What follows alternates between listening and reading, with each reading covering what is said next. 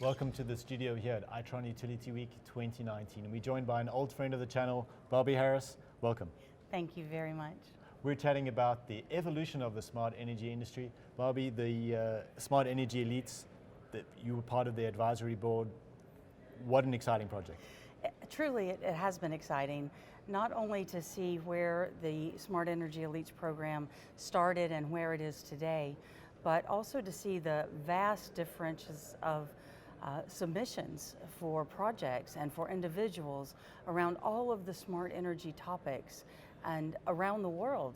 So that was the most intriguing part for me, and kind of that aha moment when you actually see the number of submissions and the number of great projects going on and the diversity of individuals says to me that our industry is growing and people are beginning to embrace the concepts, but also to have great success with those.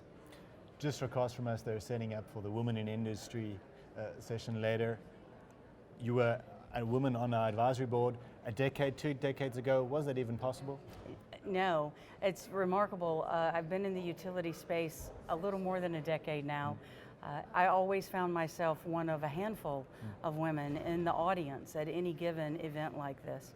Today, to see the difference, not only are women making up a great deal of the employees at utilities and municipal projects, but at technology companies, and not just the employees, the leaders of these projects. So for Itron to have a Women in Utilities event here says a lot about where they're going and their leadership. They're clearly seeing it. A lot of the utilities are embracing that. You're seeing some great leaders. I was with a CEO from Southern Link. She's a phenomenal leader. That is an evolution that we haven't seen before. I'm hopeful that it will also encourage young women in all of the school areas to study the STEM subjects, but to also, even if they're not in the STEM projects, to say, there's a place for me in smart utilities, in the smart energy summit world, and in this space, no matter what their degree is in. I'm not an engineer, but I play one on television. But there is a great opportunity for all people, but mainly for women in our industry, and how can you not be excited about that? The Global Power and Energy Elites is about leadership and innovation. What are some of the innovations that in the world that are exciting you right now? You know, everything that really gets me excited falls around the communication devices and giving real-time data analytics, real-time information at everyone's hands. So it's no longer weeks or months to get data. It's in real time because of the telecommunications infrastructure.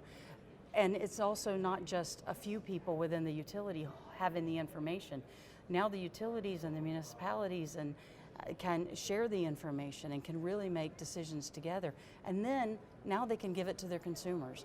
So we've really come to that edge that said we want the consumers to be able to affect the energy and affect the water and affect the natural gas usage.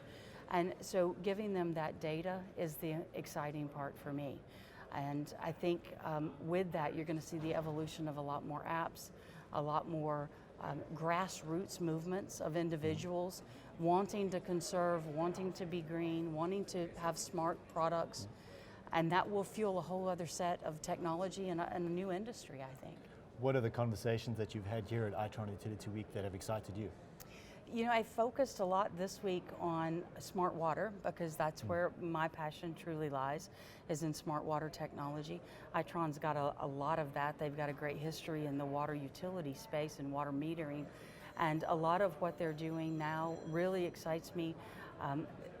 I saw a tool that Cisco and Itron, if I can share that, have developed together. And it's a calculator for a utility's AMI savings. So if a water utility will move to an AMI solution, what could they save? How much money could they save? That kind of tool makes it really easy for a utility person to say to a mayor or to a city council or to even up the food chain in the utility to say, we need to move into the AMI space for our water utility and look at this savings, this cost saving. This is real hard data that is catered to our specific information. To me, that tool is really exciting because it makes it really simple to start the conversation about water AMI. Bobbi, it's an interesting time to be in the industry. Thanks so much for joining us. Thank you. Be sure to subscribe to our channels for more industry-related content.